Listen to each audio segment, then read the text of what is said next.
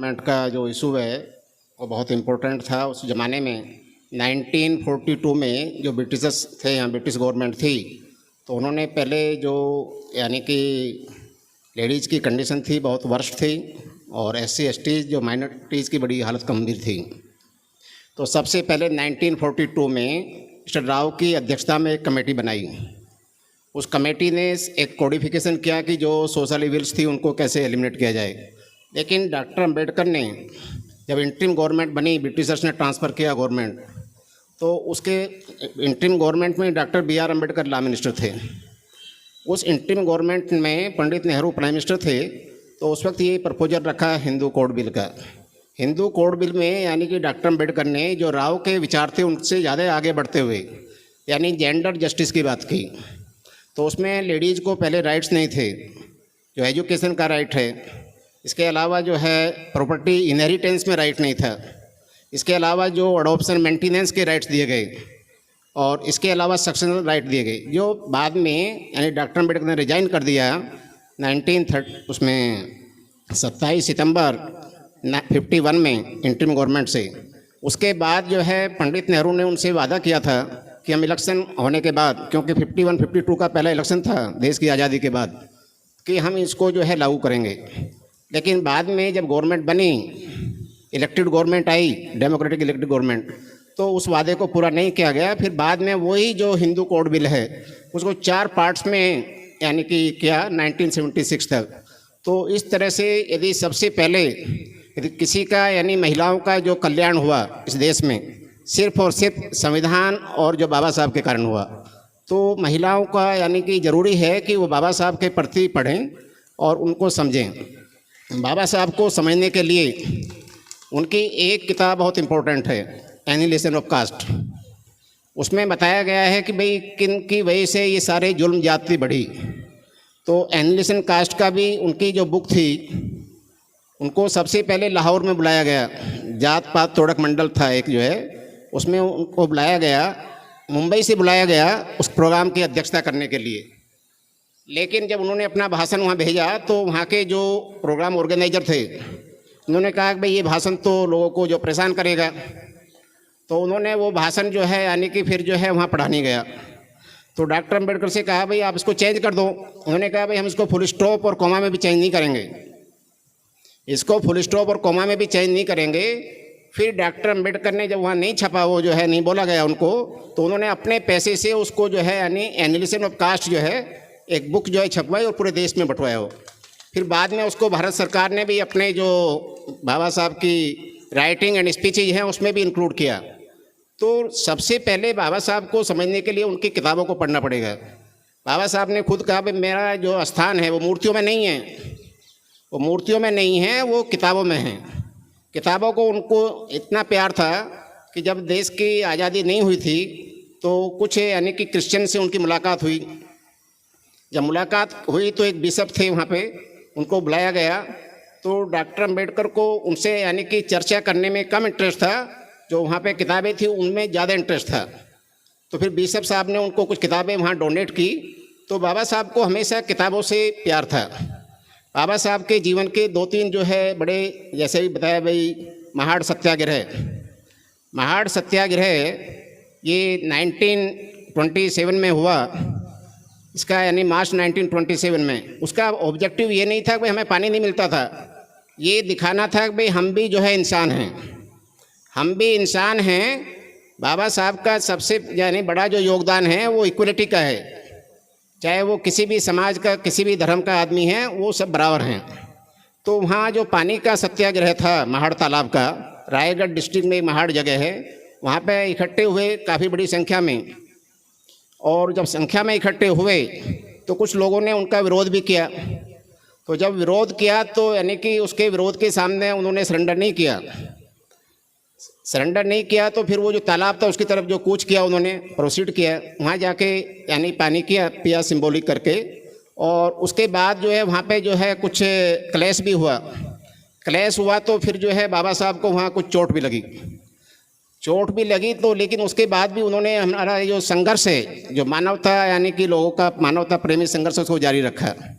इसी तरह से जो है 1932 में जो यानी कि राउंड टेबल कॉन्फ्रेंस हुए 1931 से लेकर 1932 तक, उसमें डॉक्टर अम्बेडकर ने जो यहाँ की पॉपुलेशन थी अराउंड 25%, राउंड टेबल कॉन्फ्रेंस में अपना जो है रिप्रेजेंटेशन दिया और वहाँ पे ये साबित किया कि भाई जो 25% लोग हैं जिनका population almost 1/4 of the country है, उनके साथ जो लोगों का व्यवहार है वो इंसानी व्यवहार नहीं है, वो इंसानी व्यवहार नहीं है। तो वहाँ के जो यानी कि गोलमेज सम्मेलन में जो महारानी विक्टोरिया थी, उन्होंने भी उनसे पूछा भाई कैसे इसको आप साबित कर सकते हो, कैसे आप इसको साबित कर सकते हो। तो वहाँ बड़ा यानी कि एक डिफरेंट सा सीन क्रिएट हुआ कि भाई कैसे साबित करें। वहाँ हमारे महात्मा गांधी भी थे, तो बाबा साहब को लगा यार हम महात्मा गांधी को कहेंगे तो महात्मा गांधी तो एक्सेप्ट कर लेंगे। बाबा साहब ने वहीं पे जो है यानी राउंड टेबल कॉन्फ्रेंस में एक गिलास का पानी लिया और इसको प्रेजेंट किया उन्होंने गोविंद वल्लभ पंत को। उन्हें पता था कि महात्मा गांधी को कहेंगे तो एक्सेप्ट करेंगे, तो उन्होंने यानी कि गोविंद वल्लभ पंत को ऑफर किया। गोविंद वल्लभ पंत ने उसको एक्सेप्ट नहीं किया। तो उस लेवल पे भी जाके उस तरह की मानसिकता थी, उस लेवल पे भी जाके लोगों की मानसिकता थी जो समानता की बात नहीं करते थे। उसके बाद जो है जब बाबा साहब का संविधान सभा में चुन के आने का अवसर मिला, तो बाबा साहब को संविधान सभा में चुनाव में नहीं आने के लिए बहुत सारे रोड़े अटकाए गए।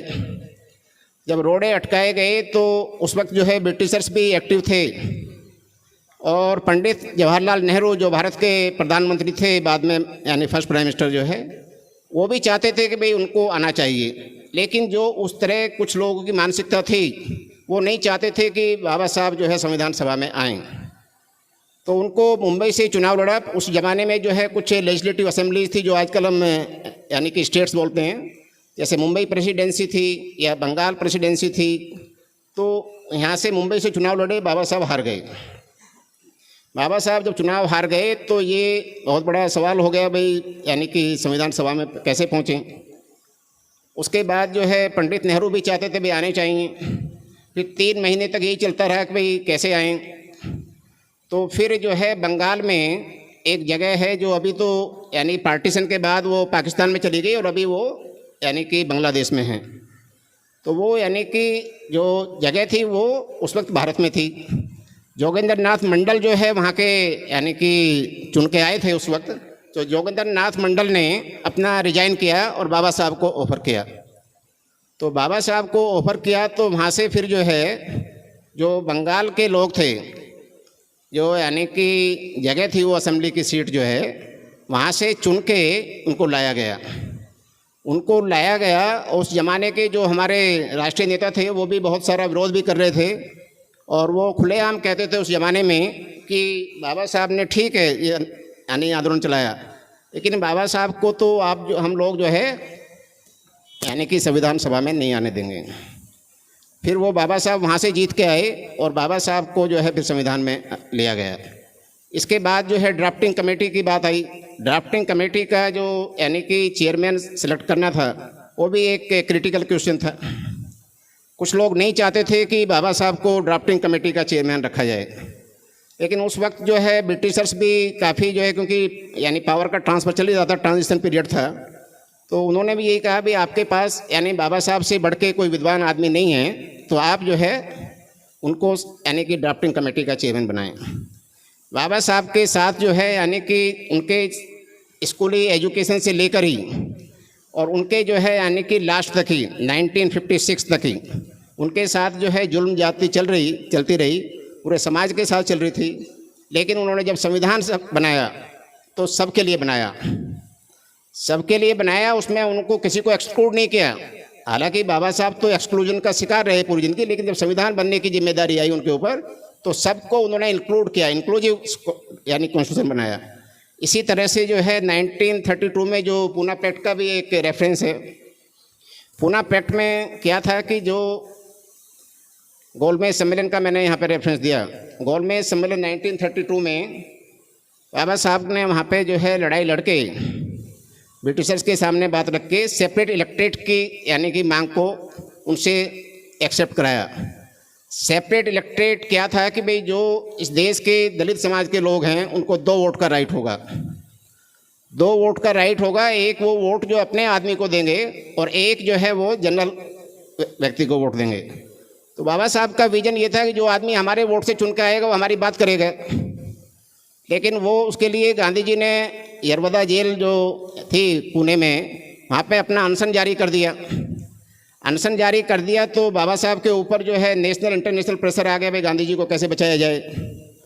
गांधी जी को बचाने की जान के लिए जो है काफ़ी प्रयास शुरू हुए। बाबा साहब के पास जो है जो महात्मा गांधी जो हमारे राष्ट्रपिता हैं, उनको राष्ट्रपिता कहा जाता है, उनकी पत्नी कस्तूरबा गांधी भी गई कि भाई यानी कि गांधी जी के प्राण जो है उनकी रक्षा होनी चाहिए। फिर जो है फाइनली 24 सितंबर 1932 को एक पैक्ट हुआ।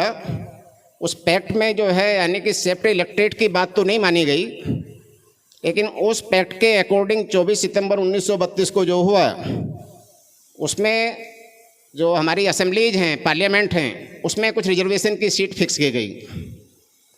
रिजर्वेशन की सीट फिक्स की गई तो वो जो रिजर्वेशन का कंसेप्ट था वो बाबा साहब का नहीं था। कुछ लोगों को गलतफहमी रहती है कि भाई बाबा साहब ने रिजर्वेशन दिलवाया, ये दिलवाया, ये लोगों को जानकारी नहीं है। तो जो पूना पैक्ट हुआ, और वो भी एक जानकारी और जो भ्रम फैलाया जाता है पूरे देश में, पढ़े लिखे लोगों को भी मालूम नहीं है, जो यानी कि ये अपना पूना पैक्ट हुआ वो पॉलिटिकल रिजर्वेशन की बात थी, जिसको लोग कहते हैं 10 साल तक। जो एजुकेशनल और सर्विस रिजर्वेशन है उसका कोई जो है यानी कि ये लिमिट नहीं रखा गया था।